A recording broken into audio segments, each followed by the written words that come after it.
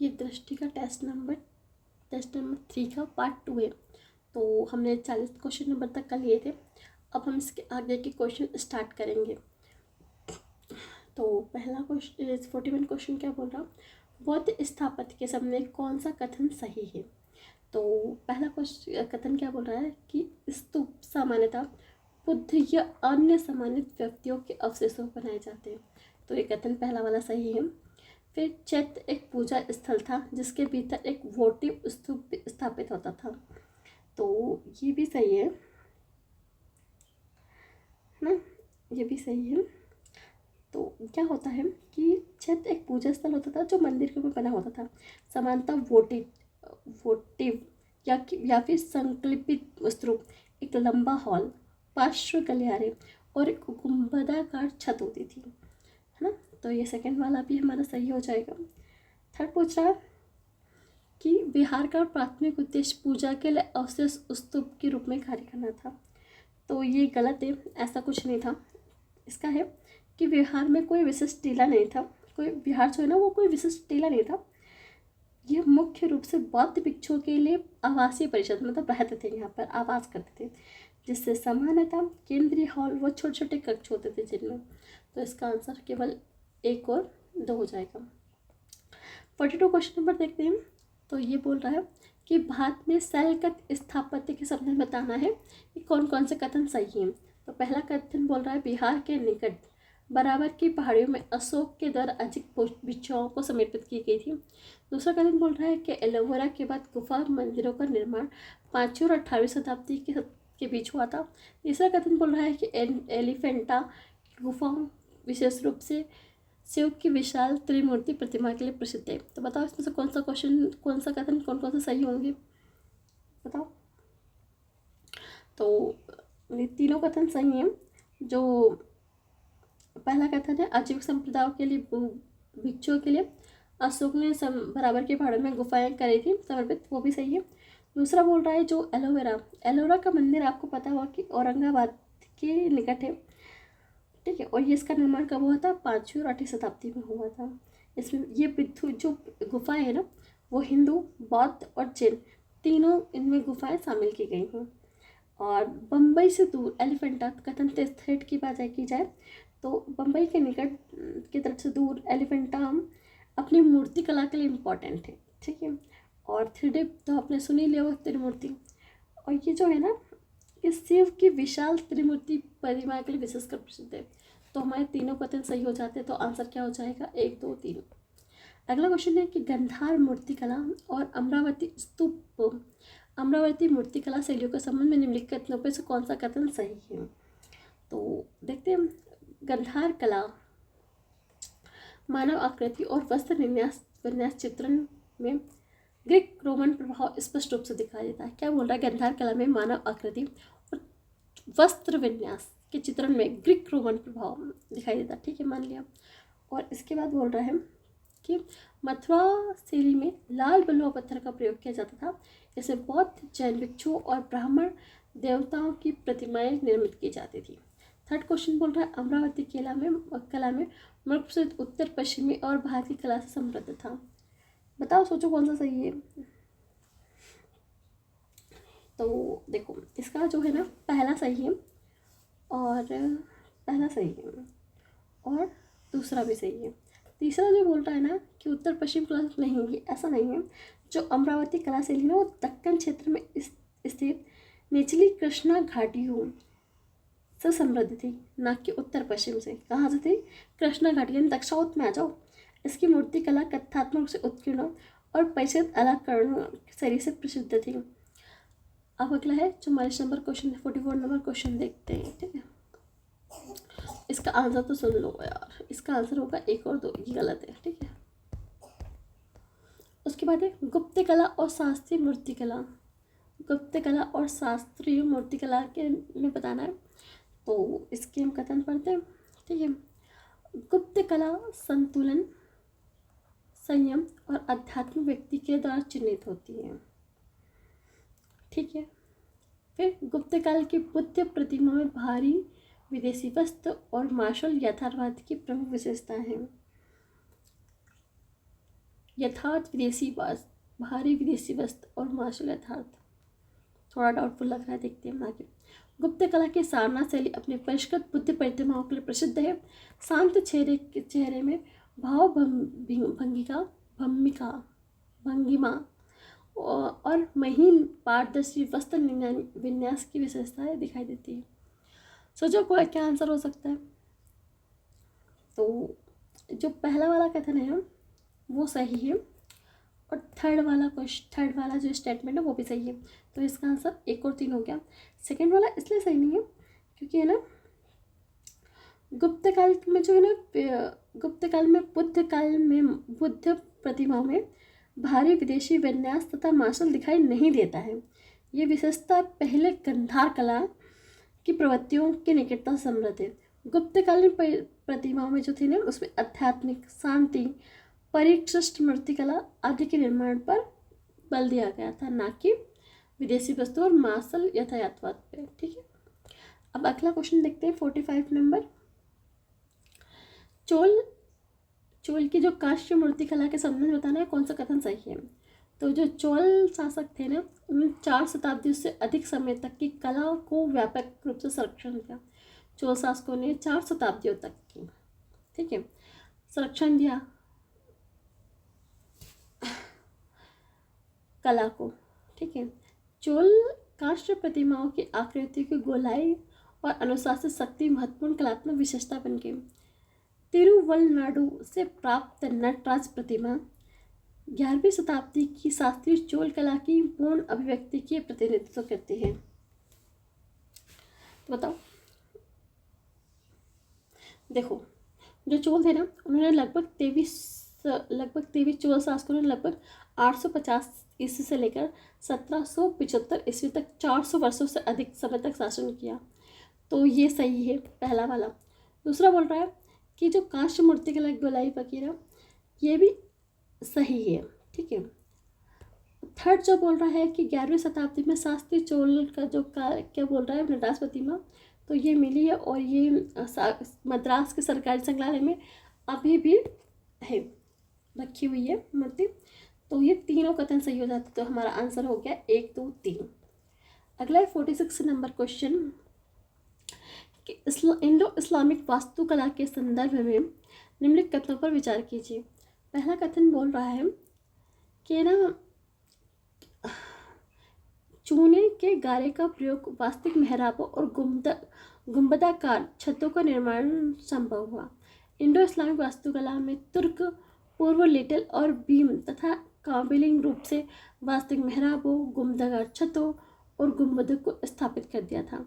गुंबदों के निर्माण के लिए वर्गाकार और आयताकार आधार को वृत्ताकार रूप में परिवर्तित करने के लिए स्क्विंच का उपयोग किया जाना आवश्यक था। तो बताओ कौन सा सही है।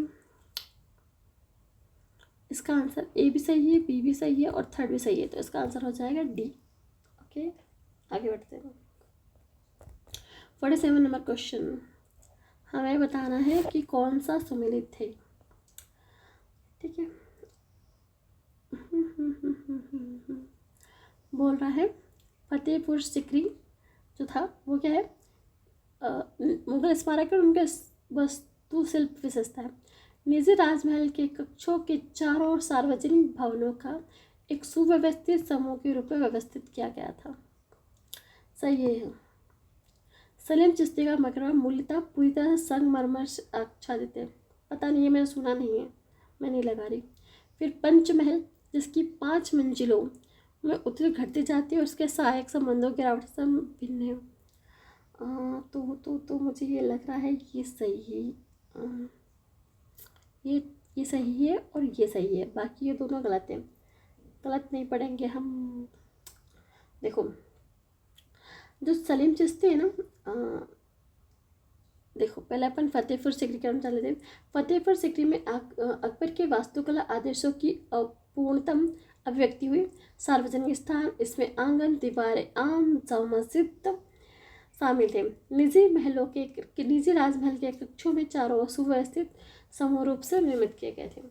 और जो सेकंड है सलीम चिश्ती का मकबरा, 1581 में पूर्ण हुआ। सलीम चिश्ती का मकबरा मूलतः आंशिक रूप से, मतलब थोड़ा सा संगमरमर लगा है, ना कि पूरा। इसकी प्रमुख विशेषताओं में छज्जों को सहारा देने वाले सर्पाकार बैकरेट और नक्काशीदार जालीदार पर्दे शामिल हैं। अब पंचमहल बोल रहा है कि 5 में बात है, तो 5 सही है। मंजिलों का आकार उत्तरोत्तर घटता जाता है। मंजिलों का आकार सहारा देने के लिए स्तंभों की बनावट भी एक दूसरे से भिन्न है। ठीक है। चौथा बोल रहा है कि शाहजहाँ के अधीन वास्तुकला, तो इसका ये गलत है। इसमें देखो, शाहजहाँ और जहांगीर और शाहजहाँ के शासनकाल में संगमरमर ने अपने सर्वाधिक परिष्कृत रूप से लाल बलुआ पत्थर का स्थान ले लिया। गुंबदाकार और दोहरे गुंबद, नक्काशीदार मेहराब, रंगीन पत्थरों की जड़ाई और पित्रा ड्योरा प्रमुख वास्तुकला विशेषता बन गई। लाल बलुआ पत्थर और व्यापक एवरी टर्नर निर्माण अकबर की वास्तुकला की विशेषता थी। तो इसका आंसर हो जाएगा बी, यानी 1 और 3 सही है, बाकी गलत है। उसके बाद है मध्यकालीन भारत की क्षेत्रीय 48 नंबर, मध्यकालीन भारत की क्षेत्रीय वास्तुकला परंपराओं के संबंध में निम्नलिखित कथनों पर विचार कीजिए। तो बताओ कौन कौन सा सही है। देखो, बंगाल ने वर्गाकार छत पर स्थापित एक वास्तुकला परंपरा बन गई, जो कि सजावट के लिए टेराकोटा टाइलों का समानता प्रयोग किया जाता था। ये सही है बंगाल में, तो इसी को बंगाल शैली के नाम से भी जाना जाता था। उसके बाद दूसरा, गुजरात शैली में अपने फलस्वरूप में अत्यधिक स्वदेशी थे और इसमें हिंदू और जैन मंदिर वास्तुकला के लिए अनुकूलन शामिल था। थर्ड जो बोल रहा है दक्कन, ये भी सही है। थर्ड जो बोल रहा है दक्कन शैली का उदय मुख्यतः दिल्ली की तुगलक वास्तुकला परंपरा और फारसी वास्तुकला के प्रभाव के मिश्रण से हुआ। दक्कन शैली का उदय कैसे हुआ है? दिल्ली की तुगलक वास्तुकला परंपरा और फारसी वास्तुकला के प्रभाव से हुआ है, तो यह भी सही है। कश्मीर के प्रसिद्ध मुगल उद्यान मुख्यतः शाहजी के उद्यान के निर्माण के प्रति अनुराग को प्रमाणित करता है, ये गलत है। कश्मीर में तो इसका आंसर क्या होगा सही है कि कश्मीर के प्रसिद्ध मुगल उद्यान विशेष रूप से जहांगीर के उद्यान रचना रुचि और अनुराग संबंधित है, न कि जहांगीर से, ना कि शाहजहां से। ये जहांगीर से संबंधित है, जहांगीर। अगला क्वेश्चन देखेंगे हम, कौन सा 49। भारत की दार्शनिक विचारधाराओं के वर्गीकरण के संबंध में बताना है कि पहला क्या बोल रहा है कि ना आस्तिक और नास्तिक दर्शनों के बीच भेद मुख्यतः वेदों की प्रमाणिकता को स्वीकार करना और अस्वीकार करने पर आधारित है। बताओ सही गलत है। बौद्ध धर्म और जैन धर्म में चार्वाक को भारतीय दर्शन से नास्तिक दर्शनों में वर्गीकृत किया जाता है। बौद्ध धर्म, जैन धर्म और चार्वाक को भारतीय दर्शन में नास्तिकों क्योंकि ये गलत है। सेकंड वाला तो ऐसे ही गलत हो रहा है, 1 सेकंड रुक जाओ, ये सही है शायद, सही लग रहा है मुझे, ये भी सही लग रहा है। अब बोल रहा है कि सभी आस्तिक दर्शन समान दार्शनिक सिद्धांतों और अन्वेषण की समान पद्धति सभी थोड़ी ना करते हैं। अब जैसे बौद्ध और जैन में भी डिफरेंस है, कोई आत्मा के अस्तित्व को मानता, कोई नहीं मानता है। फिर चार्वाक का अलग है, ये गलत हो जाएगा थर्ड वाला, तो इसका आंसर हो जाए 1 और 2, ये दोनों सही है। 50 नंबर क्वेश्चन देखते हैं कि बौद्ध दार्शनिक परंपराओं के संदर्भ में निम्नलिखित कथनों पर विचार कीजिए।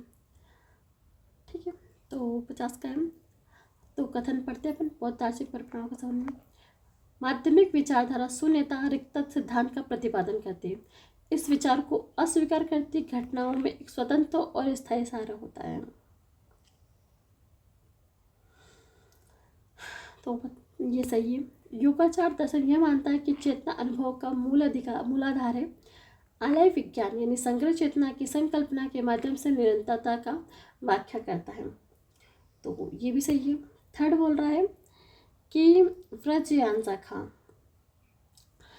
वर्जयान बौद्ध धर्म के बोधिसत्व के आदर्शों को अस्वीकार कर दिया है और अनुष्ठान और तांत्रिक प्रथाओं के उपयोग के बिना केवल मठमासी अनुशासन के माध्यम से मुक्ति को समर्थन दिया। ये गलत है, ये सही नहीं है, तो इसका आंसर केवल 1 और 2 हो जाएगा। थर्ड वाला देखते क्यों नहीं सही है ये। प्रजन बौद्ध धर्म महायान परंपरा के अंतर्गत बाद में विकसित हुआ है। बोधिसत्व आदर्श को बनाए रखा, साथ में ज्ञान प्राप्ति के लिए कुशल संसाधनों के रूप में तांत्रिक प्रथाओं, मंत्रों, मुद्राओं, मंडलों और गौण अनुष्ठानों पर जोर दिया। इसने बोधिसत्व मार्गों को अस्वीकार नहीं किया और न ही विशेष रूप से पारंपरिक नष्टवादी अनुशंसाओं पर निर्भर रहा। अनुशंसाओं पर अगला 51 नंबर क्वेश्चन है कि जैन दर्शन के संबंध में निम्नलिखित कथनों पर विचार कीजिए।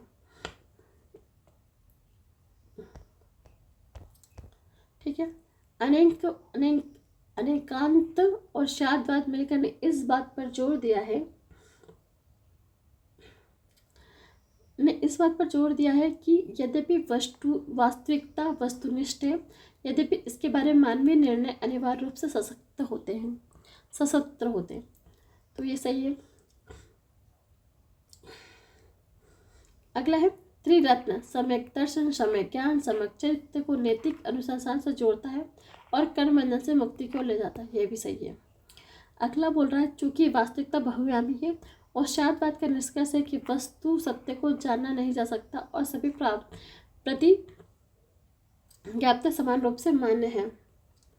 तो ये गलत है, क्योंकि शादवाद वस्तुनिष्ठ सत्य के अस्तित्व को इनकार नहीं करता और न ही दावा करता है कि सभी प्रतिज्ञप्तियां समान रूप से मान्य है। ये केवल इस बात पर जोर देता है कि प्रत्येक प्रतिज्ञप्ति को एक विशेष दृष्टिकोण शास्त्र समझा जाना चाहिए और सामान्य मानव ज्ञान आंशिक होता है। केवलिन सर्वत्र प्राणी वास्तविकता को उसकी समृद्धता से देख सकता है, जबकि जो शादवाद जो होता है ना, वो निरपेक्ष हट धर्मिता और अनियंत्रित सापेक्षा दोनों को स्वीकार करता है। तो अब थर्ड वाला गलत हो गया, तो जहाँ थर्ड है वहाँ गलत कर दो। आंसर क्या होगा, एक और दो। अगला निम्नलिखित कथनों पर विचार कीजिए। निम्नलिखित दार्शनिक और उनकी दार्शनिक प्रणाली का कौन सा सही सुमेलित नहीं, इसके बारे में बताना है। रामानुज विशिष्टतावाद, निर्भयताचार्य शुद्धोद्वैतवाद और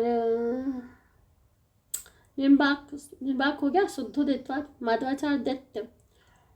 तो पहला वाला सही है, क्योंकि रामानुजन जो है ना, जो 11वीं-12वीं शताब्दी में विशिष्टद्वैतवाद के दर्शन का प्रतिपादन किया था। इस सिद्धांत के अनुसार ब्रह्मा एक है, वह व्यक्तिगत आत्माओं जैसे जीवों और भौतिक जगत के विशिष्ट है और दोनों ही वास्तविक थे, ब्रह्मा से अविभाज्य रूप से संबंधित है। जो निर्वाकावाद है, जो नहीं मिलता है, तो यही इसका आंसर, यानी केवल 2। ठीक है, तो निर्वाकाद्वैतवाद क्या है, ये द्वैताद्वैत या भेदाभाद के प्रतिपादक थे और ये इन्होंने ये बताया कि जीवात्मा ब्रह्मांड एक ही समय ब्रह्मा से भिन्न भी है और अभिन्न भी है। शुद्धोद्वैतवाद वल्लभाचार्य द्वारा प्रतिपादित किया था और माधवाचार्य का भी तो सही है ना, द्वैतवाद की। ये जो माधवाचार्य है ना, ये 13वीं शताब्दी में कब आए थे, 13वीं शताब्दी में इन्होंने द्वैतवाद की स्थापना की थी। इनका मानना था कि ईश्वर है ना, ईश्वर और व्यक्तिगत आत्मा है, ये क्या है, अलग अलग वास्तविकता है। और उन्हें अद्वैत वेदांत की अद्वैत व्याख्या को अस्वीकार किया। इसलिए इसका आंसर क्या हो जाएगा, केवल ए। सिख धर्म के इतिहास और शिक्षाओं के संबंध लिखित कथनों को विचार कीजिए। क्वेश्चन नंबर 53 है। 2 कथन दे रखे हैं। तो गुरु ग्रंथ साहिब में न केवल सिख गुरुओं के भजन है, बल्कि भगत कबीर और शेख फरीद सहित विभिन्न धार्मिक परंपराओं संबंधित संतों के भक्तों की रचनाएं भी शामिल हैं। ठीक है, सिख समुदाय के आध्यात्मिक दर्शनों के साथ साथ उनकी अलौकिक सत्ता का प्रतिनिधित्व करने के लिए अकाल तख्त की स्थापना अर्जुन देव ने की थी। बताओ कौन सा सही की थी।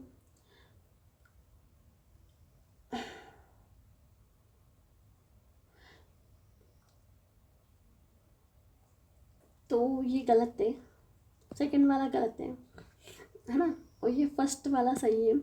तो सेकंड वाला क्यों गलत है, अकाल तख्त की स्थापना गुरु हरगोविंद छठे गुरु ने 1606 में मीरी पीरी के सिद्धांत पे किया था। और ठीक है, और जो सांसारिक सत्ता को आध्यात्मिक नेतृत्व के साथ जोड़ता है। गुरु अर्जुन देव पांचवें जो गुरु थे, उन्होंने आदि ग्रंथ के संकलन और हरमिंदर साहिब को पूरा करने के लिए याद किया जाता है। अगला है 54 नंबर का क्वेश्चन, इसका आंसर क्या होगा? केवल एक। अगला क्वेश्चन है नहीं, एक सेकेंड, स्टेटमेंट वो पढ़ूँ पे। संस्कृत साहित्य और भारतीय दर्शन परंपराओं के संदर्भ में निम्नलिखित कथनों पर विचार कीजिए। वृद्धान कथन क्या है पहला? वृद्धान उपनिषद वृद्धान उपनिषद एक दार्शनिक संवाद का वर्णन करता है जिसमें गार्गी वचन के विधायक के परम सत्वता की प्रकृति पर प्रश्न करते हैं। तो ये तो हमने पढ़ भी रखा है, सही है। वृद्धान उपनिषद इन्हीं से रिलेटेड गार्गी और याज्ञवल्क्य के सही मतलब बातचीत का संघर्ष जो होता है उसे शास्त्रार्थ, हाँ ये सही है। दूसरा कथन बोलता है कि महापुराणों में श्रुति साहित्य के रूप में वर्णित किया गया। महापुराणों को श्रुति साहित्य के रूप में वर्णित किया गया है क्योंकि ये पौराणिक आख्यानों के माध्यम से वेदों की दार्शनिक शिक्षाओं को व्याख्या करता है। नहीं, ऐसा नहीं होता। तो जो महापुरुषों की परंपरा है वो श्रुति नहीं है, बल्कि वे आख्यानों के माध्यम से वैदिक विचारों को लोकप्रिय और स्पष्ट कराते हैं। श्रुति की श्रेणी वेदों के लिए आरक्षित है, जिसमें उपनिषद भी शामिल होते हैं। अगला है, तो ये गलत हो गया। अब सेकंड गलत हो गया, तो हम देख सकते हैं शायद कौन कौन सा है। सेकंड है जहाँ पे वो हटा दो, यानी केवल एक सही होगा। अब जब एक ही सही है तो उसको करने की क्या ज़रूरत है? फिर भी देख लेते अष्टाध्यायी है क्या। जो अष्टाध्यायी या 8 अध्याय विद्वान पाणिनि के द्वारा रचित एक प्राचीन ग्रंथ है। ये भाषाई ग्रंथ है। इसमें संस्कृत के लेखन और उच्चारण के मानक निर्धारित किए गए। अष्टाध्यायी में 400 से अधिक व्याकरणिक नियम दिए गए हैं, उस समय के समाज, अर्थव्यवस्था और संस्कृति पर जो प्रकाश डालते हैं। अगला क्वेश्चन देखते हैं 55 नंबर। 55 देखो, बौद्ध धर्म के संदर्भ में निम्नलिखित कथनों पर विचार कीजिए। ठीक है, विनय पिटक मठवासी संघ को नियंत्रित करने के लिए नियमों का प्रतिपादन करता है। सुत्त पिटक में केवल उच्च तत्व से संबंधित दार्शनिकों का संकलन है। अभिधम्म पिटक बौद्ध धर्म के उच्चतर सैद्धांतिक पक्षों से संबंधित। बताओ कौन सा सही गलत है, कौन सा सही है कौन सा गलत है का स्टेटमेंट सोचो। तो इसका देखो, ये वाला गलत है क्योंकि केवल बोल रहा है, तो इसका आंसर हो जाएगा 1 और 3, क्योंकि विनय पिटक में तो हमें पता ही है। अभिधम्म पिटक का भी पता ही होगा आपको। अभिधम्म पिटक देख लेते हैं ना, सुत्त पिटक देख लेते हैं एक बार। ठीक है, सुत्त पिटक केवल दार्शनिक ग्रंथ तक सीमित नहीं, यह बौद्ध धर्मों का सबसे बड़ा भाग है। सुत्त पिटक क्या है? सबसे बड़ा भाग है। इसमें बुद्ध और उनके प्रमुख शिष्यों के उपदेश सुत्त हैं, जिसमें नैतिकता, ध्यान, सामाजिक आचरण, व्यवहारिक शिक्षाओं और दर्शन सहित विषयों की एक विस्तृत श्रृंखला का समावेश है। इसमें केवल उच्चतर तत्व मीमांसा चर्चाएं सम्मिलित नहीं हैं। अगला क्वेश्चन देखेंगे 56 नंबर। क्या बोल रहा है? हमें स्टेटमेंट मिलाना है, इसमें कौन सा सम्मिलित नहीं है ये बताना है। क्या है? साहित्यिक कृति दे रखी है और उसकी विशेषता दे रखी है। फिर बोल रहे हैं कौन सा नहीं है ना वो बताना है हमें, जो सा सम्मिलित नहीं है, जो सही नहीं बताना है। फिर तोलका पीएम, ये द्वितीय संगम में परंपरागत रूप से समृद्ध कृति है। शिल्पा कादिरम, ये मुख्यतः दार्शनिक ग्रंथ है जो धार्मिक संप्रदायों के बीच होने वाले विमर्शों पर आधारित होती है। मणि मेखले, इसमें नायक का विभिन्न धर्मों की परंपरा और बौद्ध दर्शन के साथ जुड़ाव दिखाई देता है। बताओ कौन सा सही है कौन सा नहीं सही है। तो पहला और तीसरा सही है, नहीं पहला और दूसरा, हाँ। तो आंसर क्या हो जाएगा? सी हो, केवल 2 सही हो जाएगा। तो जो शिल्पा गित्तम है ना, ये क्या है? इंग्लो अडिगल द्वारा रचित शिल्पाधिकारम तमिल साहित्य के 5 महान महाकाव्यों में से इसमें कनग्गी और कोवलन की कथा का वर्णन है। इस तथा न्याय, सदाचार, राजकीय उत्तरदायित्व जैसे विषयों पर प्रकाश डाला गया है। यद्यपि इसमें धार्मिक विचारों संबंध मिलते हैं, जैसे मुख्यतः विभिन्न धार्मिक संप्रदायों के बीच होने वाले वाद विवादों पर आधारित दार्शनिक ग्रंथ नहीं है। कि ऐसा धार्मिक और दर्शन विमर्श मणिमेखले की विशिष्ट विशेषता है। सतनार द्वारा रचित मणिमेखले एक बौद्ध महाकाव्य है, जिसमें कोवलन, हाँ, अब सत्यनारायण पला तो सुने थे, मणिमेखले आपने देख लिया ना, ठीक है। इसके आगे बढ़ते हैं, क्वेश्चन नंबर 57। इसमें भी हमें क्या करना है, सुमेलित करना है।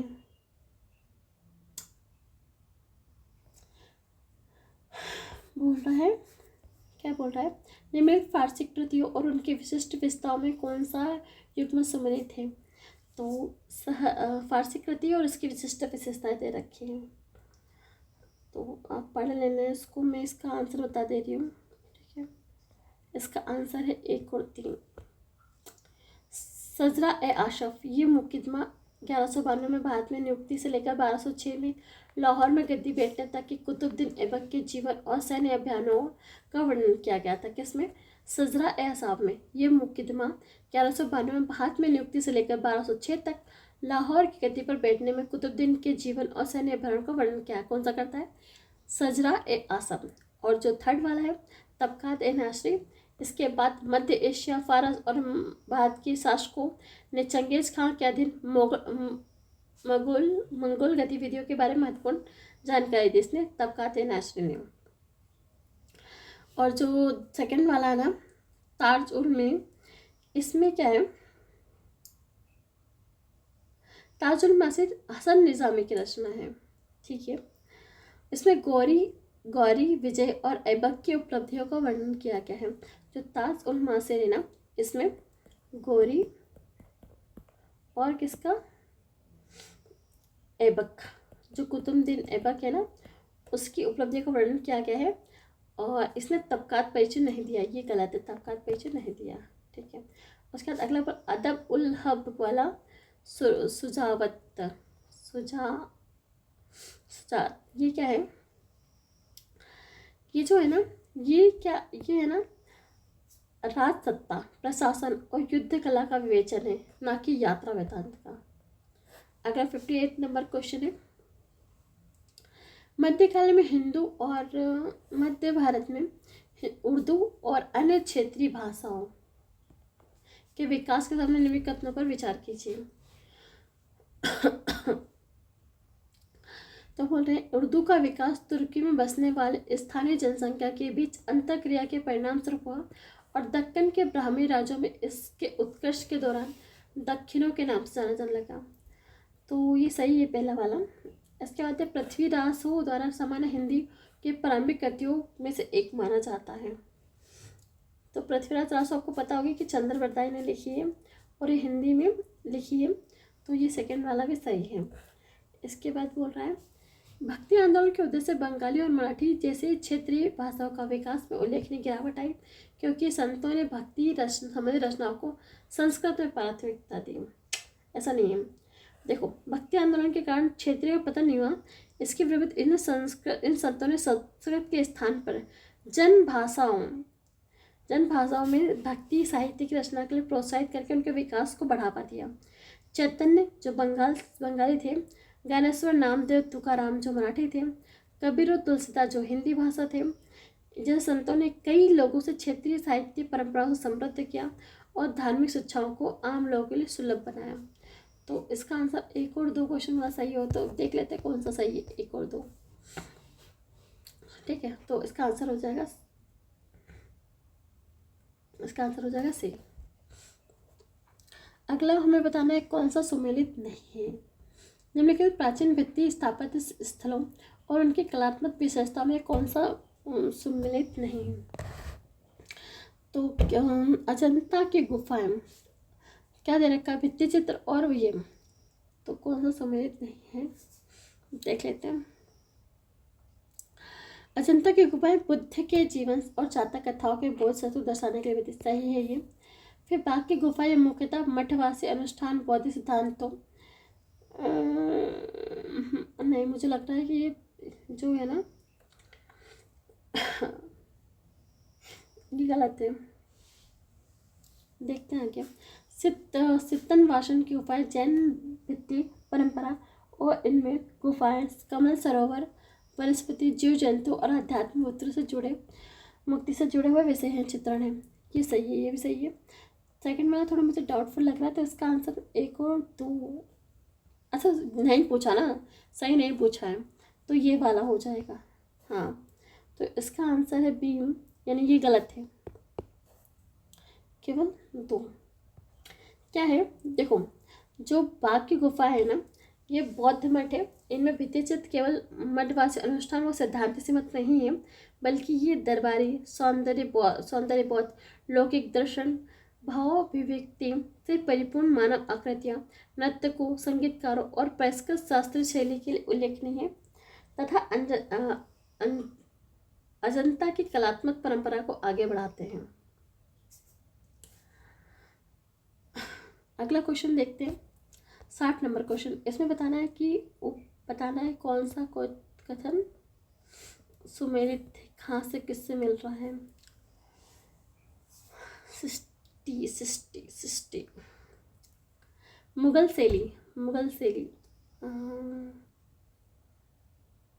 शैली इसका होगा फारसी भारतीय शैलियों के समन्वय से उभरी पांडुलिपि चित्रण और चित्रावन को प्रस्ताव किया। उसके बाद राजस्थानी शैली जो होगी, राजस्थान शैली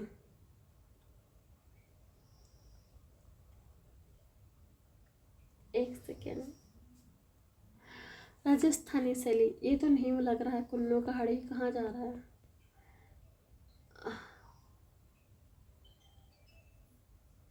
राजस्थानी मुगल कर्कड़ विधि के बाद विकसित हुई इस शैली में महाकाव्य मिथकों और 12 महासा और रागमाला के विषय में है, तो इसका 2 हो जाएगा, मतलब बी वाला हो जाएगा 3 में।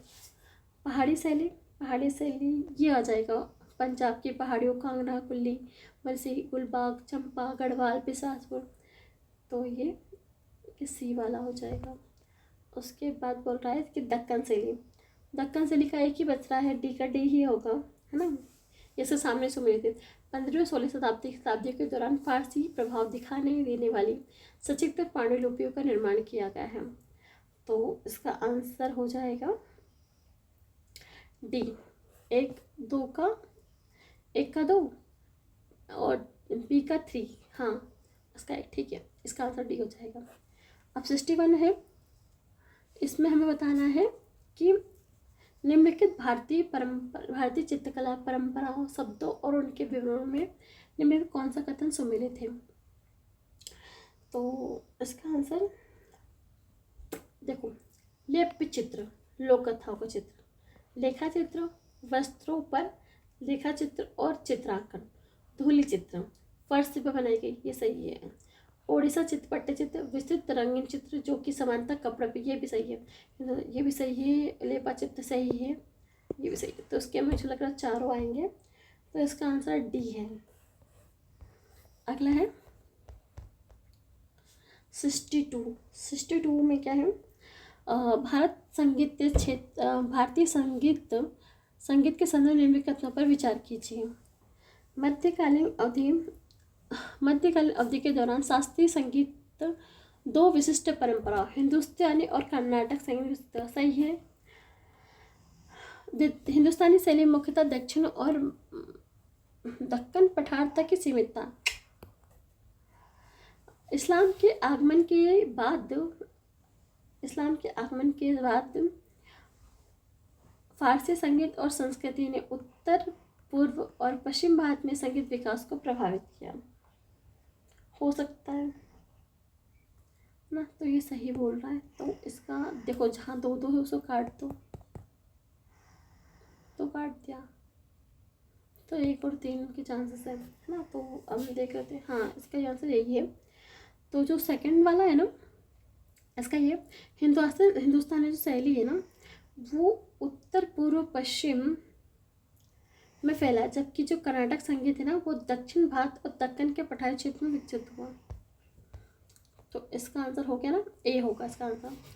अगला है 63 नंबर क्वेश्चन। एक सेकेंड, हाँ पर हो गया। फिर उसके बाद है 63 नंबर। हमें बताना है, सुमेलित करना है कि कौन सा किससे मिल रहा है।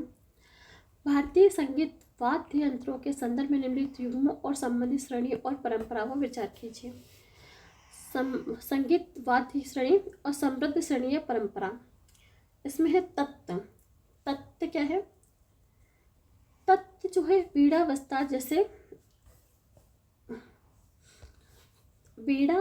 जैसे तार वाले वाद्य यंत्र। घन मृदंगम तबला जैसे अनुबद्ध वाद्य। पुंग मणिपुर के शास्त्रीय नृत्य परंपरा से अभिन्न रूप से समृद्ध एक ढोल। फिर खंजरी। खंजरी क्या होता है? राजस्थान की कालबेलिया नृत्य और परंपरा समृद्ध एक वाघ। तो इसका देखो क्या क्या सुमेलित हो रहा है। देखो पहला वाला तो सुमेलित है, दूसरा वाला ये नहीं है, घन वो नहीं होता। घन क्या होता है? घन पर जो होता है वो ठोस अथवा स्व उत्पादक वाद्य यंत्र कहा जाता है। इसमें वाद्य यंत्रों के शरीर पर प्रहार करने से स्वयं उसी के शरीर में ध्वनि उत्पन्न होती है। उदाहरण के लिए मंजीरा, करताल, जल तरंग, छाछ। मध्यम तलम्बा जैसे वाद्य अनुबद्ध छिल्ली श्रेणी में आते हैं। इसमें तनी हुई झिल्लियों के माध्यम से ध्वनि उत्पन्न होती है।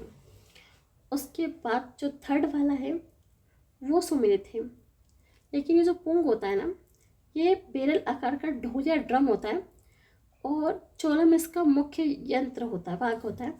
पुंग चोलम मणिपुरी शास्त्रीय नृत्य में सबसे जीवित अंगों में से एक है। उसका जो खंजरी होता है ना, खंजरी वाला भी सुमेलित है, लेकिन खंजरी होता क्या है? यह एक ताल वाद्य यंत्र है जिसमें भारतीय लोक परंपराओं का व्यापक उपयोग किया जाता है। राजस्थान में कालबेलिया समुदाय द्वारा प्रस्तुत किया कालबेलिया नृत्य के साथ बजाई जाती है। पुंगी या बिन अन्य लोक वाद्य इनका उपयोग किया जाता है। तो इसका जब सेकंड नहीं है तो सेकंड काट दो, 1 2 3। तो इसका आंसर क्या हो जाएगा? सी नंबर वाला। अगला क्वेश्चन है 64 नंबर। 64 नंबर के क्वेश्चन में हमें क्या करना है? एक पेज में पूरा क्वेश्चन दे दिया। 64 नंबर के क्वेश्चन में हमें करना है, सूची 1 को सूची 2 से मिलाना है, ठीक है। शास्त्रीय नृत्य रखिए और विशिष्ट विशेषता रहे। ओडिसी जो नृत्य आएगा ना वो 2 से सुमेलित होगा। यह मंदिर वास्तुकला की मूर्तिकला परंपराओं से प्रेरित त्रिभंगी मुद्रा इसकी प्रमुख विशेषता है। फिर जो मणिपुरी नृत्य है इसको मिलाएंगे, ये संकीर्तन रासलीला का समन्वय जिसमें पुंग चोलम इसकी सबसे गतिशील प्रदर्शन परंपराओं से एक है। कुचिपुड़ी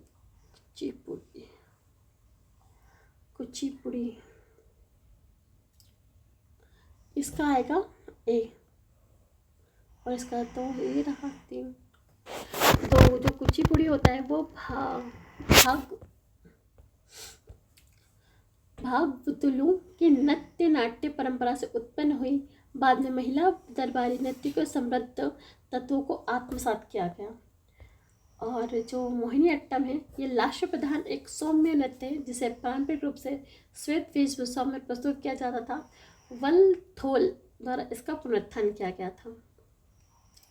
तो इसका आंसर हमारा हो जाएगा ए। नेक्स्ट क्वेश्चन कौन सा है? 65। इसमें भी हमें क्या करना है? बताना है कौन कौन सा सही सुमेलित है।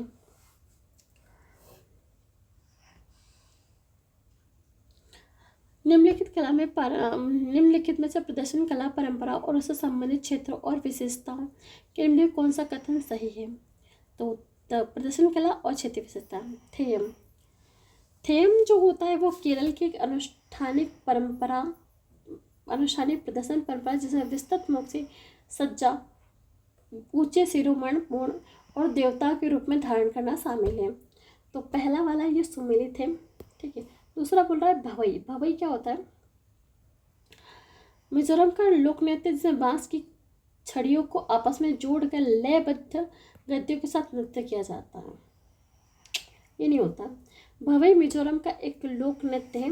ये गुजरात का एक पारंपरिक, ये कहाँ का है? मिजोरम का। ठीक है, मिजोरम को मान लिया। उसके बाद बोल रही है गुजरात का पारंपरिक, गुजरात में भी है। और इसकी उत्पत्ति देवी अम्बा को समर्पित भक्तिमय दर्शन प्रदर्शन से हुई है।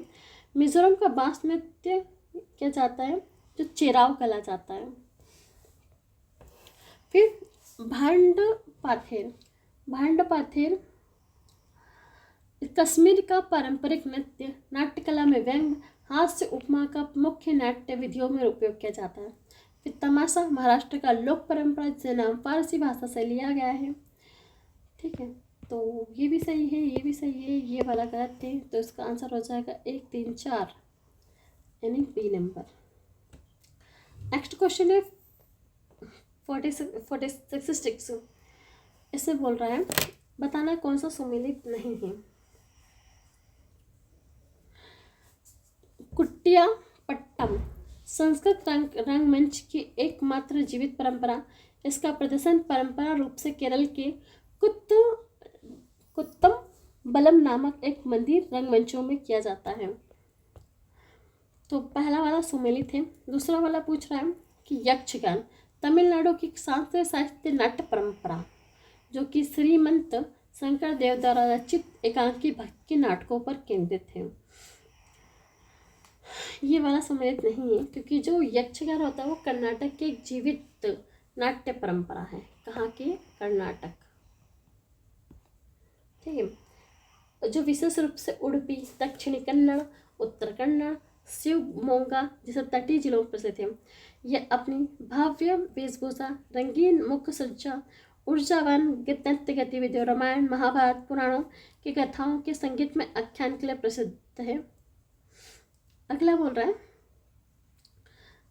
अंकिया नाट्यम असम के नाम घरों और शस्त्रों के परंपरागत रूप से प्रस्तुत किए जाने वाले एकांकी भक्ति नाटक। तो इसका आंसर हो जाएगा, जब सेकंड सम्मिलित नहीं है तो 1 और 3 यानी सी आंसर हो जाएगा इसका। सही पूछा है ना,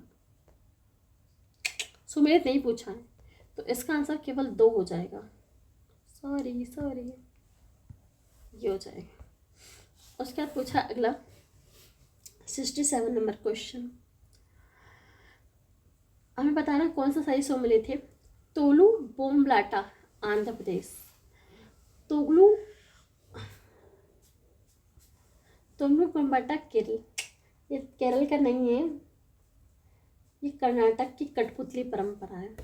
ठीक है, अगला है रावण छाया। रावण जो छाया है वो भी सुमेलित है, उड़ीसा का है। फिर तो पावा तमिलनाडु, ये सुमेलित नहीं है। जो तोलू होता है ना, तो इसका आंसर क्या हो जाएगा? 1 और सी। तो जो तोलू होता है ना, ये तोलू बोमलाटा आंध्र प्रदेश की एक छाया कठपुतली कला है। इसमें बड़े पारदर्शी चमड़े की कठपुतलियों का प्रयोग किया जाता है जिन्हें प्राय संबद्ध रंगों से सजाया जाता है। इसके माध्यम से रामायण महाभारत पुराणों के प्रसंग में विमोचन किया जाता है। और जो तोलू बोमलाटा है उसका संबंध केरल से नहीं है, वो कर्नाटक की छवि अपन ने पढ़ लिया था। फिर उसके बाद है रावण छाया, उड़ीसा की पारंपरिक छाया कठपुतली कला है। अन्य अनेक कला में विपरीत इन कठपुतली समानता अपारदर्शी और बिना गतिशील जोड़ों वाली होती है। ये विशिष्ट छाया चित्र निर्मित होती है, इसकी मुख्यता रामायण पर आधारित होती है। फिर जो तोल पावा कुथु है ना, ये ना तमिलनाडु की छाया कठपुतली नहीं है, इसका संबंध केरल से है। इसमें परंपरागत भद्रकाली को समर्पित मंदिरों में विशेष रूप से वार्षिक उत्सवों के दौरान प्रस्तुत किया जाता है। क्वेश्चन नंबर 68 बताना कौन सा सही नहीं है। इंडो इस्लामिक कला स्थापत्य संबंधी निम्नलिखित कथनों पर विचार कीजिए।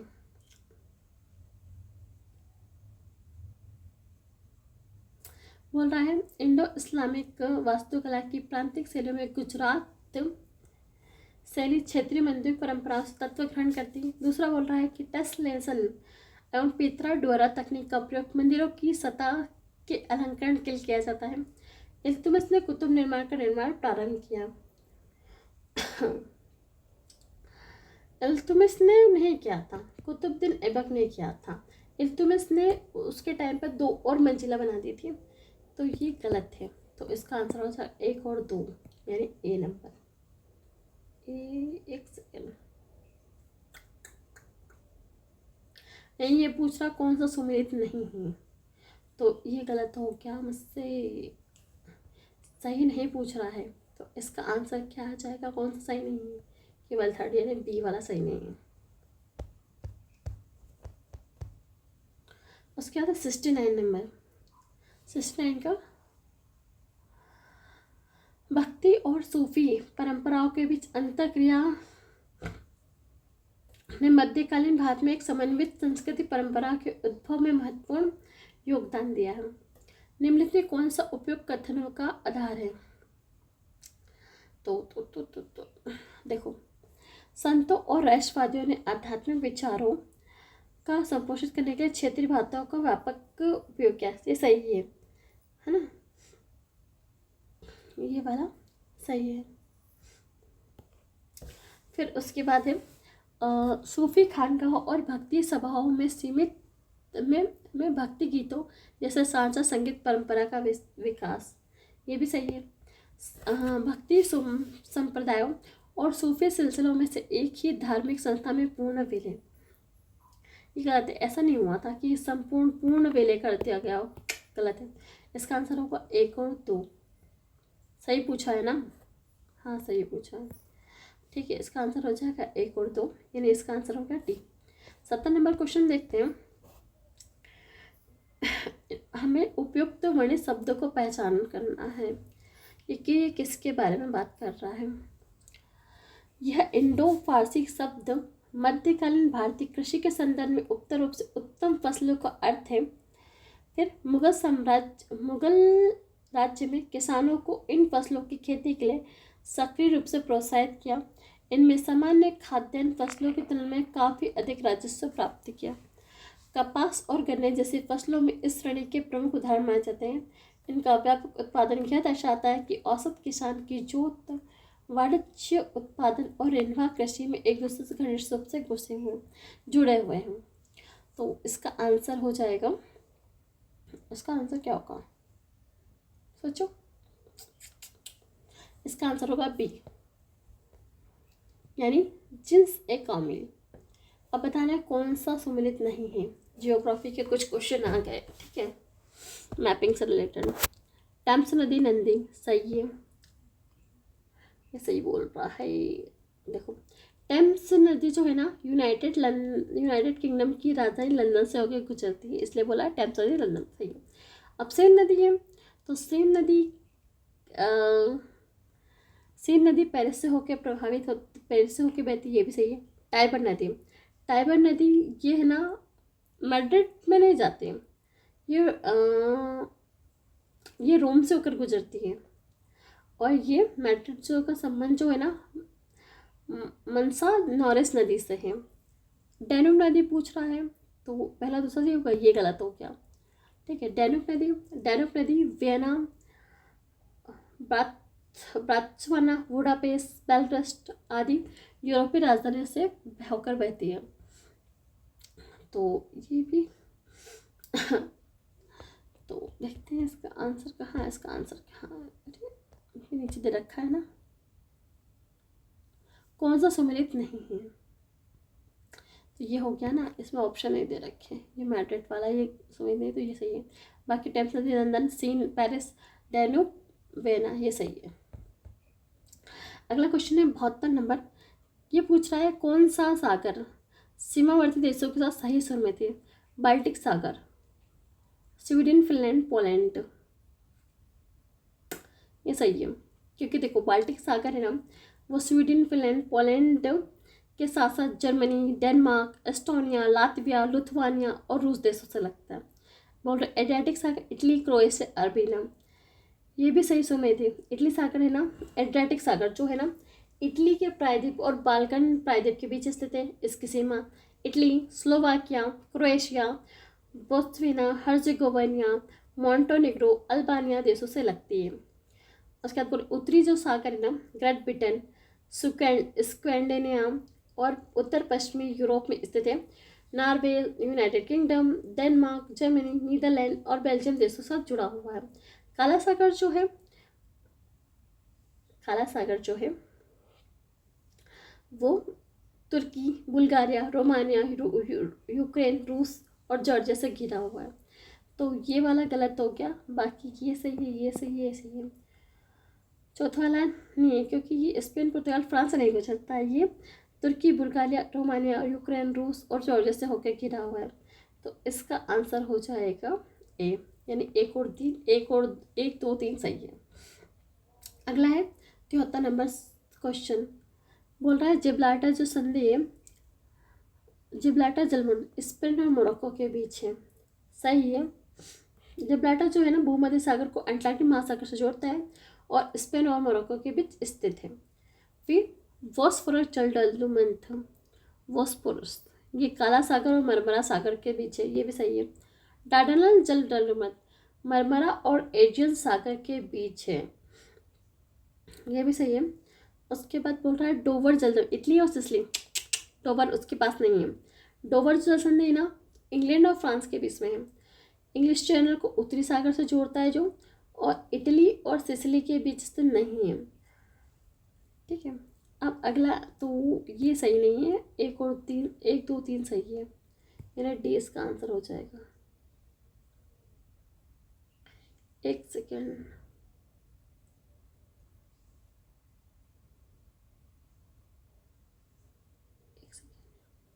हाँ ठीक है, डी ही इसका आंसर होगा। 74 का बोल रहा है, 74वां नंबर क्वेश्चन। यूरोप की निम्नलिखित कौन सी पर्वत श्रेणियाँ अपने समृद्ध क्षेत्र में सम्मिलित हैं? आल्पस, मध्य यूरोप। सही है। जो आल्पस है मध्य यूरोप की पर्वत श्रेणी है, जो France, Sweden, Italy, Australia, Germany और स्लोवानिया जैसे देशों में विस्तृत है। फिर बोल रहा है पेनेज, जो पिनरेज है ना, पिरेनीज, ये स्पेन और फ्रांस के बीच है, ये भी सही है। प्राक्सीमा बनाती है यहाँ पर, और तथा एंडोरा से भी सीमा बनाती है। उसके बाद वो एपिनाइन पर्वत इटली का प्रायद्वीप है, ये भी सही है। फिर बोल रहा है कार्थेपेन, कार्थेपेन खाड़ी में नहीं है, ये मध्य और यूरोप में है, इरवाई प्रदेश में नहीं है। और ये स्लोवाकिया, पोलैंड, यूक्रेन, रोमानिया देशों से होकर गुजरती है। तो इसका आंसर अगर चौथा नहीं है तो हटा दो, जहाँ जहाँ चौथा है वहाँ, तो इसका आंसर हो जाएगा ए।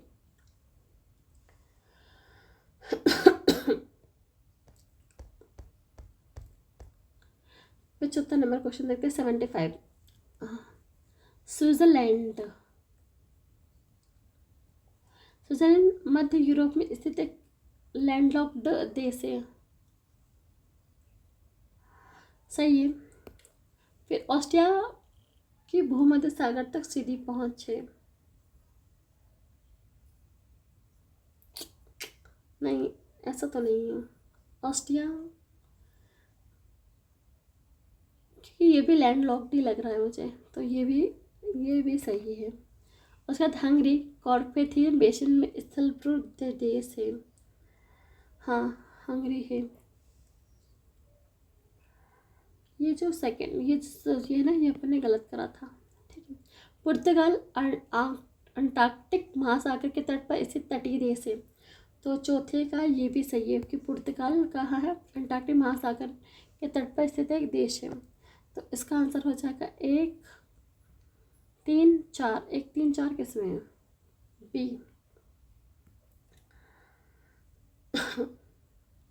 अगला है 76 में, भारत में मतदाता सूचियों में विशेष गहन पुनर्परीक्षण SIR के संदर्भ में निम्नलिखित कथनों पर विचार कीजिए। मतदाता सूचियों में डुप्लीकेट मत स्थानांतरित और अयोग्य मतदाता को हटाने के लिए विशेष गहन पुनर्परीक्षण SI आयोजित किया जाता है, ठीक है। विशेष गहन परीक्षण SI को संवैधानिक समर्थन अनुच्छेद 324 और वैधानिक समर्थन लोक प्रतिनिधित्व अधिनियम 1905 की धारा 21 क्लॉज 2 क्लॉज 3 के तहत प्राप्त होती है। SI की प्रक्रिया के दौरान आधार को भारत निर्वाचन आयोग द्वारा नागरिकता के निर्णायक प्रमाण के रूप में मान्यता दी गई थी। तो 76 का ए सही है, यानी 1 और 2 सही है, थर्ड वाला गलत है। प्रधानमंत्री क्वेश्चन नंबर 77 है, प्रधानमंत्री ग्राम सड़क योजना PMGSY के संदर्भ में बताना है कि इसे हर मौसम में इस्तेमाल होने वाले सड़कों के माध्यम से ग्रामीण सड़क कनेक्टिविटी को बेहतर बनाने के लिए शुरू किया गया था। सही है। बोल रहा PMGSY के अंतर्गत संपूर्ण भारत में और केंद्र सरकार में इस परियोजना लागत समान रूप से नहीं करता कोई भी, तो इसका आंसर केवल एक होगा। तो ये जो है ना, ये योजना देश भर में 50-50 वित्त पोषण मानदंड का पालन नहीं करती। अधिकांश में ये 60-40 का रेशो अनुपात में करती है, जबकि उत्तर पूर्वी हिमालय राज्यों में 90 और 10 का अनुपात प्राप्त होता है। तो ये गलत है, इसका आंसर केवल ए होगा 77 का। अगला क्वेश्चन है 78 नंबर है ना। इसमें बोल रहा है जन सुरक्षा योजनाओं के संदर्भ में निम्नलिखित कथनों पर विचार कीजिए, है ना। तो प्रधानमंत्री जन सुरक्षा योजना के बारे में, प्रधानमंत्री सुरक्षा जीवन बीमा योजना PMSBY आकस्मिक मृत्यु और अशक्तता के लिए बीमा कवर प्रदान करती है।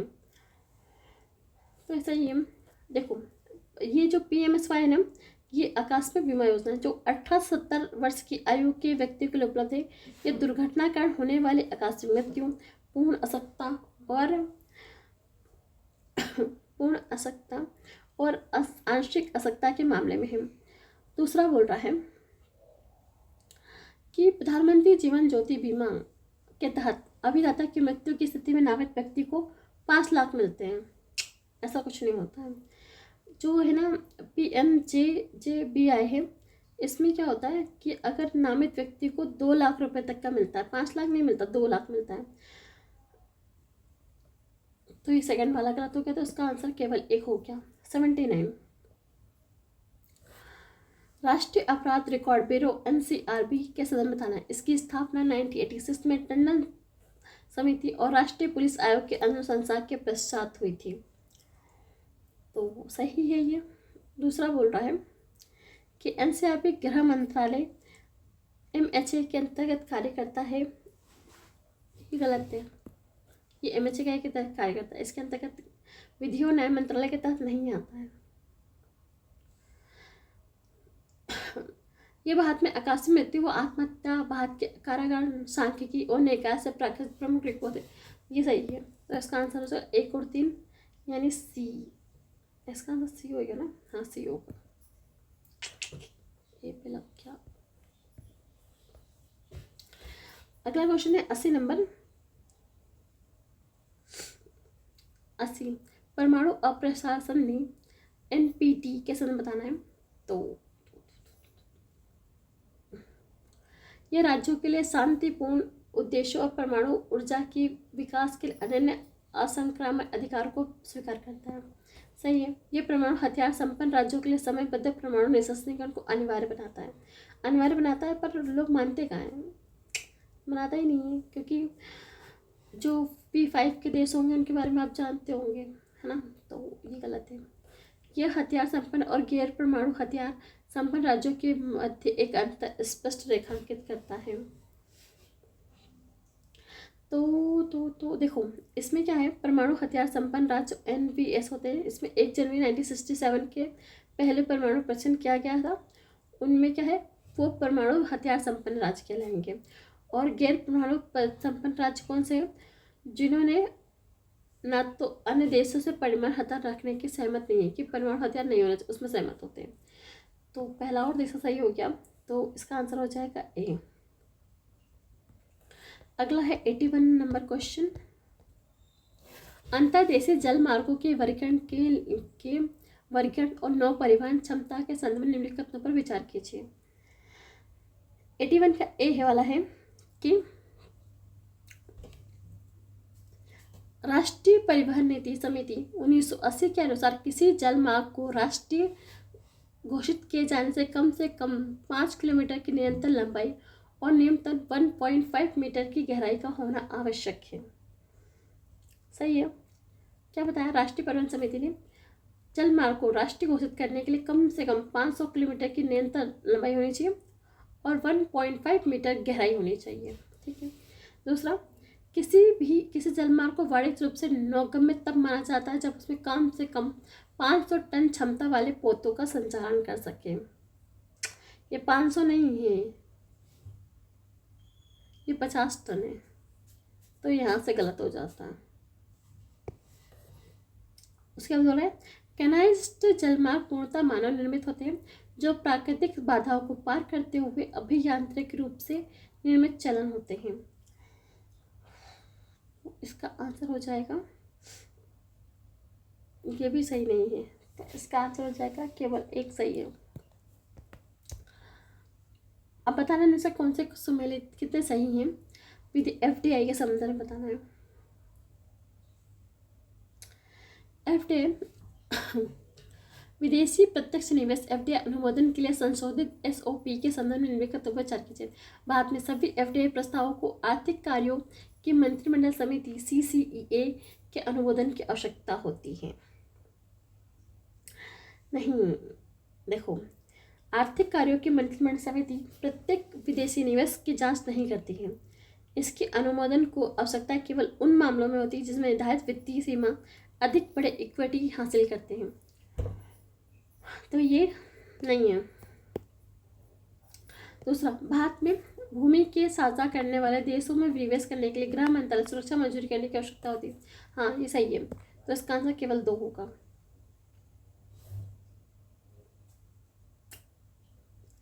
क्वेश्चन नंबर 83,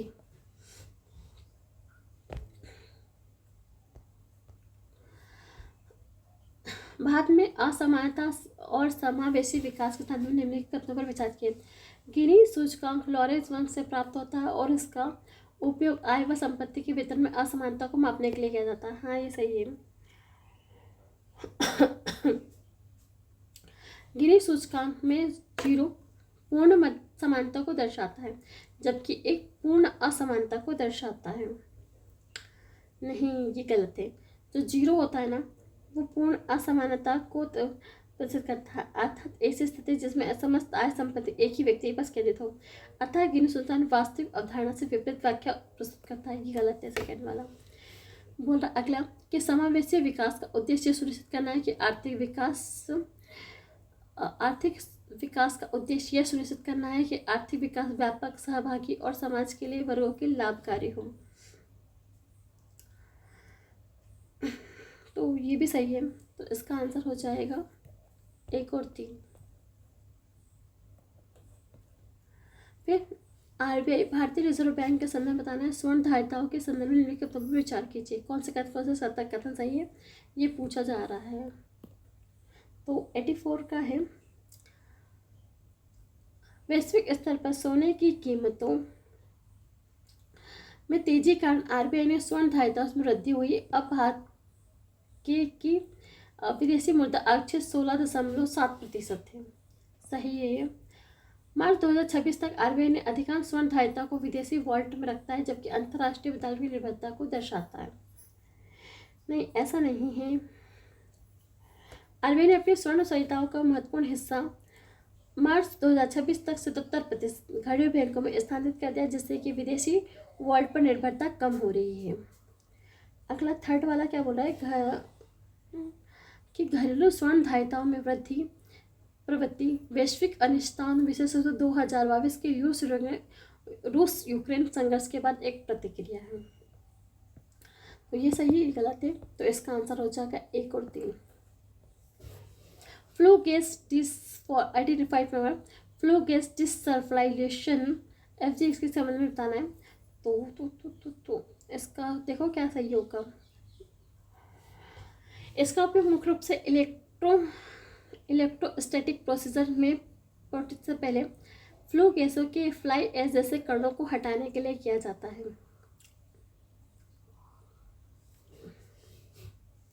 नहीं, ऐसा नहीं होता है। फ्लो गैस डिसकार्बोनेट FG को मुख्य रूप से सल्फर डाइऑक्साइड को हटाने के लिए डिज़ाइन किया गया है। पार्टिकुलर मैटर को एस इलेक्ट्रोस्टैटिक प्रोसेस या बैक फिल्टर के द्वारा तब हटाते हैं जब फ्लू गैस Fg की यूनिट में प्रवेश करती है।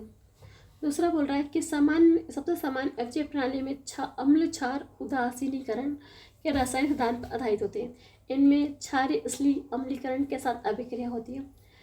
वेट स्लिक पर एक उप उत्पाद जिप्सम उत्पन्न करते हैं जिसका निर्माण उद्योग में व्यावसायिक उपयोग के लिए होता है। तो इसका आंसर 2 और 3 हो जाएगा।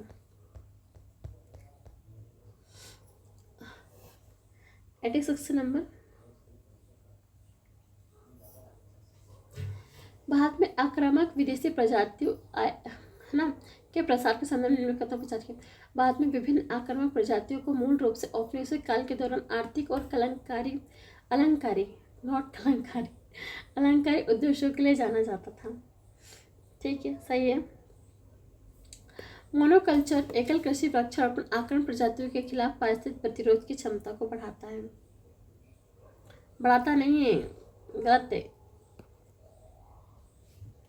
आक्रामक प्रजातियों को फायदा उठाती है और रिक्तता उत्पन्न करती है। तीसरा है कि नहर सिंचाई और बोरवेल के विस्तार में कुछ आक्रामक प्रजातियों में सहायता की है, प्रजातियों के प्रसार में सहायता की है। हाँ, सही है। तो इसका आंसर हो जाएगा 1 और 3। हाँ। अगला है समुद्री ऑयल स्पिल के मामले के परिणामों के संदर्भ में निम्नलिखित कथनों पर विचार कीजिए।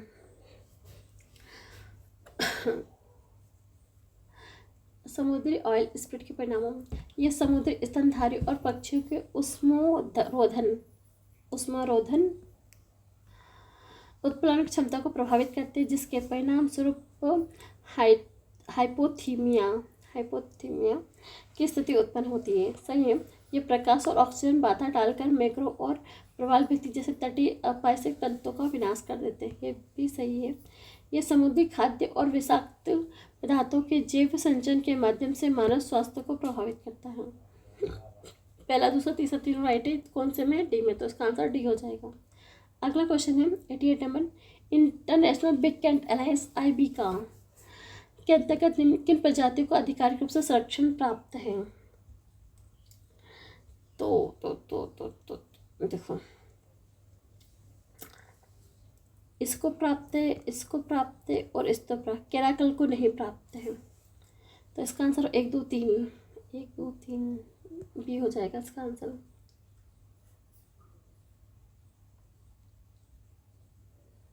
इसको पढ़ लेते हैं एक बार। ये क्या है? International big cat alliance IB का शुभारंभ प्रधानमंत्री नरेंद्र मोदी द्वारा 2023 में प्रोजेक्ट टाइगर की 50वीं गवर्नेंस कार्ड के अवसर पर किया गया था।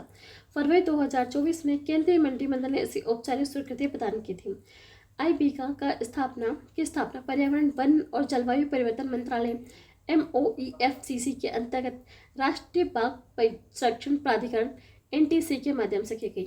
यह संरक्षण विशेषता आदान प्रदान, संरक्षण पहलों, वित्त पोषण, तकनीकी ज्ञान भंडार के निर्माण हेतु वैश्विक मंच के रूप में कार्य करता है।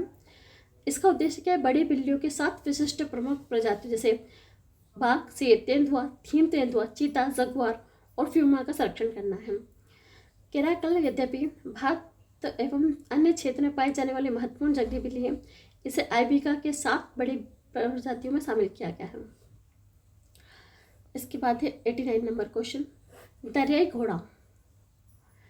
घोड़ा के संबंध में निम्नलिखित कथनों पर विचार कीजिए। IUCN की रेड लिस्ट में इसे अल्प चिंताजनक श्रेणी में रखा गया है, नहीं रखा गया है, क्योंकि इसे सुभेग्य श्रेणी में सूचीबद्ध किया गया है। उसके बाद दरियाई घोड़े, ये मूल रूप से उप अफ्रीका में पाए जाते हैं। ये अर्ध जलीय स्तनधारी हैं। ठीक है, ये सही है। तो इसका आंसर हो जाएगा केवल 2। सही पूछा ना? हाँ। अगला कोई क्वेश्चन है, बांदीपुर टाइगर रिजर्व के बारे में बताना है। तो बांदीपुर टाइगर रिजर्व, तो ये नीलगिरी बायोस्फीयर रिजर्व के अंतर्गत आता है और इसका हिस्सा कौन सा? मैसूर हाथी रिजर्व और पश्चिमी घाट में जैव विविधता। तो ये तीनों इसके अकॉर्डिंग आते हैं। तो इसका आंसर डी हो जाएगा 90 का। नेक्स्ट क्वेश्चन है 91, कान्हा टाइगर रिजर्व के संदर्भ में निम्नलिखित कथनों पर विचार कीजिए। कान्हा कान्हा कान्हा टाइगर रिजर्व, एक सेकेंड, हाँ सही है, वाला सही था। कान्हा टाइगर रिजर्व के संदर्भ में निम्नलिखित कथनों पर विचार कीजिए। यह मध्य की सतपुड़ा पहाड़ियों में मेघाल श्रेणी में अवस्थित है। सही है ये। 1973 में प्रोजेक्ट टाइगर के अंतर्गत लाया गया था, ये भी सही है। और पश्चिमी घाट में जैव विविधता हॉटस्पॉट का हिस्सा है, ये सही नहीं है। पश्चिमी घाट में कहाँ है ये गलत है, तो इसका आंसर 1 और 2 हो जाएगा। 92 है कि निम्नलिखित में कौन सा क्षेत्र पारंपरिक रूप से पैसिफिक रिंग ऑफ फायर के भौगोलिक विस्तार का हिस्सा नहीं माना जाता है। तो 92 का है, नहीं माना जाता है। देखो एंडीज तो है, दक्षिण सही है। फिलीपींस और इंडोनेशिया ये भी सही है। और अल्पेशियन द्वीप समूह अलास्का ये वाला क्षेत्र है। लेकिन अफ्रीका का पश्चिमी घाट पूर्वी आएगा लेकिन पश्चिमी नहीं आएगा, ये गलत है। तो उसका आंसर क्या हो जाएगा, डी हो जाएगा।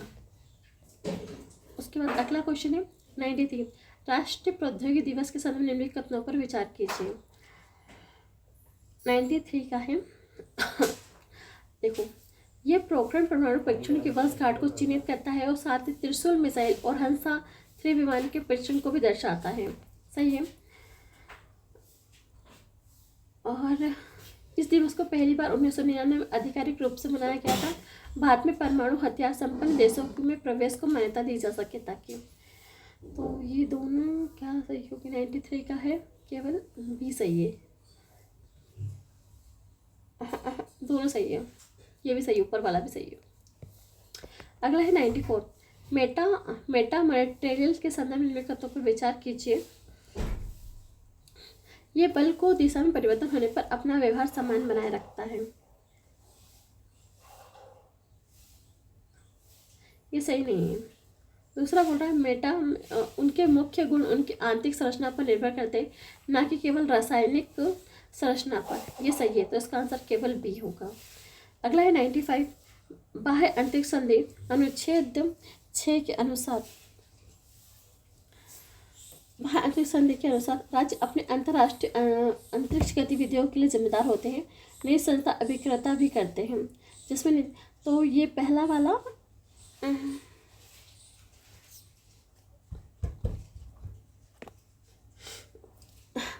इसका क्या है, ये सही है। दूसरा दायित्व अभिषेक 1972 पृथ्वी पर अंतरिक्ष वस्तुओं के दायरे में द्वारा होने वाले नुकसान के लिए पूर्ण दायित्व निर्धारित करता है, ये भी सही है। मौजूदा संधियों के कक्षीय ऑर्बिटल संघर्षों को नियंत्रित करने के लिए बाध्यकारी प्रवर्तन तंत्र प्रदान करता, ये गलत है। इसका आंसर पहला और दूसरा होगा केवल। अगला हाल ही समाचारों में रहा मिशन दृष्टि के संदर्भ में निम्नलिखित कथनों पर विचार कीजिए। तो इसका आंसर है बी, विश्व का पहला ऐसा उपग्रह जो एक ही स्थान से एक ही समय पर मल्टी सेंसर ऑप्टिकल एवं सिंथेटिक अपर्चर रडार भू प्रक्षेपण हेतु डिजाइन किया गया था। अगला क्वेश्चन है 97 नंबर, प्रोजेक्ट 17 के बारे में बताना है। प्रोजेक्ट 17 तो वो INS प्रोजेक्ट 70A के तहत भारतीय नौसेना के भी शामिल किया गया जहाज है, तो ये गलत है। इसका केवल आंसर 2 है। प्रोजेक्ट 17 फ्रिगेट बाद में समुद्री जहाज को पहुंच बढ़ाने के लिए ब्लू वाटर ऑपरेशन हेतु डिजाइन किया गया था। फिर अंतर्राष्ट्रीय श्रमिक दिवस के संदर्भ निम्नलिखित अनडेट क्वेश्चन है, इसके बारे में बताना है।